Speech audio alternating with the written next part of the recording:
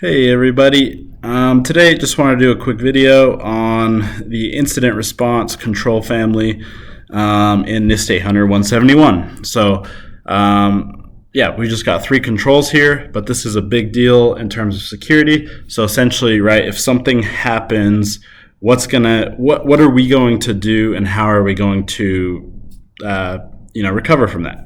So let's look at first control 3.6.1. Says establish an operational incident handling capability for organizational systems that includes preparation, detection, analysis, containment, recovery, and user response activities. So we actually need to create a plan on how we're going to respond to incidents, right? So if someone is able to get into our network and access, privileged data or take over systems or, any of them, a lot of different things that, a malicious, attacker could try to do.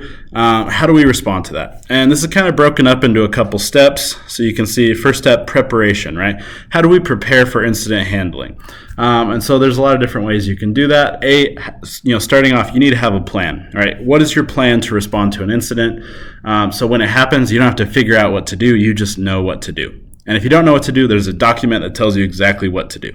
So that's part of preparation. Also, training is a big part of it, right? So depending on your organization structure, different people are going to need to be involved in that incident response, activities, right? Like they need to do certain things. Well, those people need to know what to do and how to do the things that they need to do. So training is another part of that. So yeah, we want to just be preparing for that incident response. Detection is another big thing, right? So once something happens, we want to know as quickly as possible that something has happened.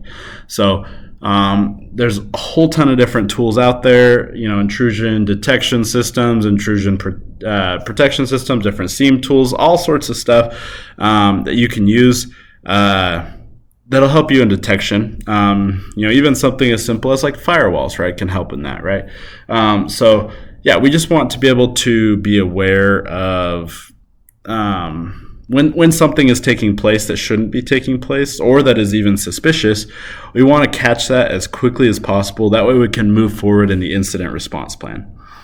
We also need to be able to do analysis. So we want to be able to do things like figure out who this is, what they got access to, what they touched, things like that, how they we're able to gain entry, all of these things. That's all part of analysis, right? So we want to have plans to help capture that, right? Obviously, someone somehow gained access to something that they shouldn't have, and because of that, they were able to do other, malicious things. So we just want to be able to have tools in place so we can try to figure out, how they did it, what they touched, and all of that. Containment is another important one. So something has obviously happened at the point that we've detected it. We want to contain that as quickly as possible. So as soon as we detect something, we want to contain it. So if someone, let's say, a Russian hacker, right, gets into a system, we want to contain them to that one system as quickly as possible so that they can't move, to other systems in a facility, in an organization, and wreak more havoc. So we just want to, as quickly as possible, contain the situation and prevent them from propagating throughout, all systems, all devices, throughout the facility. So containment is important. As soon as we detect, we try to contain. Next, we've got recovery, right? So depending on what was done, we'll want to recover. So that could be things like data, right? So that's why having like data backups is important, and then knowing how to use the data backups as well. So if data is lost, etc., let's say a malicious hacker gets into your network and encrypts a bunch of files on file share or something, right, and wants a ransom to decrypt those for you. Well, if you've got recent backups of that, well, you can use those instead. So you want to make sure your backup tools are great. That's a really big part of recovery, is having a really good backup tool that is, frequently synced and is easy to, recover from. So yeah, data is another big one.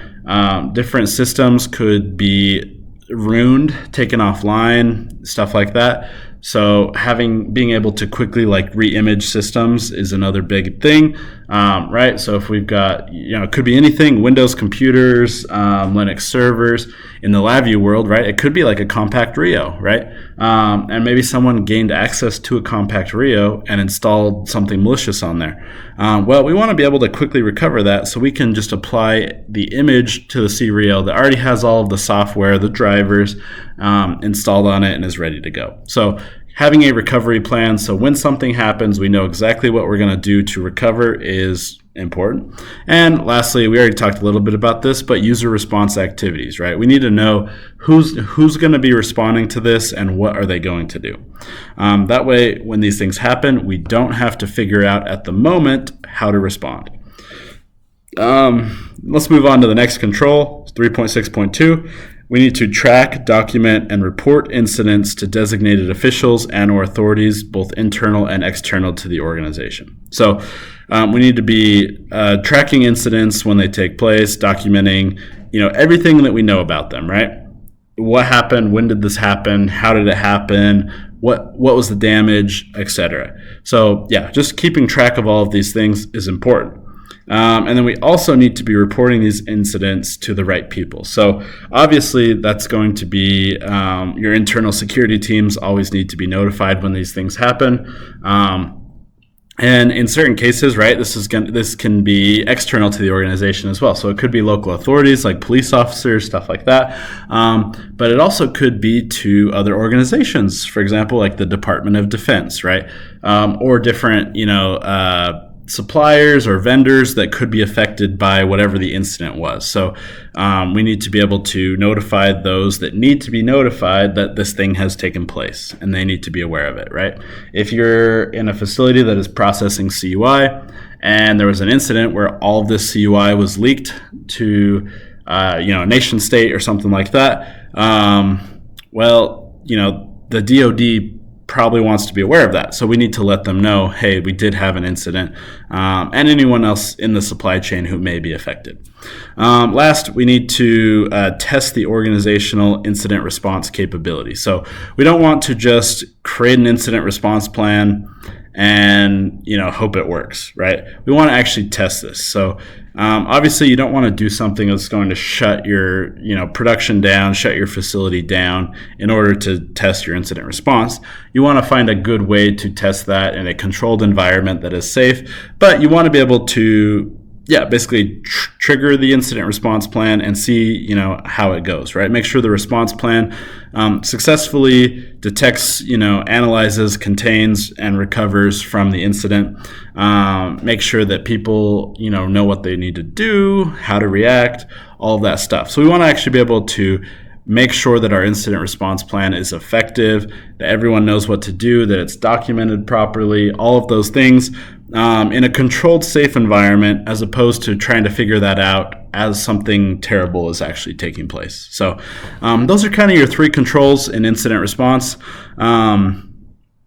Obviously not super LabVIEW specific, but this does blend over into LabVIEW, right? You are responsible for these different LabVIEW systems. We talked a little bit about compact Rio, right? We want to be able to, if something happens to a compact Rio, contain it, determine that something's happened, figure out how, contain it, and recover. So we need to have a plan in place for something like that. And that includes various other LabVIEW-based systems that might be out there, not including just embedded targets, but even like a Windows computer, right? If something happens, what are we going to do, right? How are we going to recover? Who's going to respond to that? As a test system developer, you're probably going to be the one on the hook to make sure that if the computer that's running that has to get reimaged, that it's working correctly, right?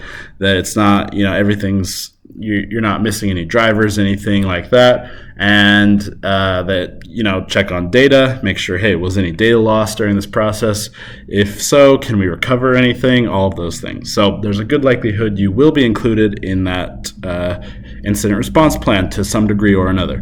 That's going to be the incident response control family of NIST 171. I hope that's helpful, and thanks for watching. Canon Controls is your gateway to mastering LabVIEW. Dive into programming for data acquisition, industrial communications, and manufacturing automation. Explore how to enhance your projects with cybersecurity best practices. Join the journey to elevate your skills and secure your systems with every episode.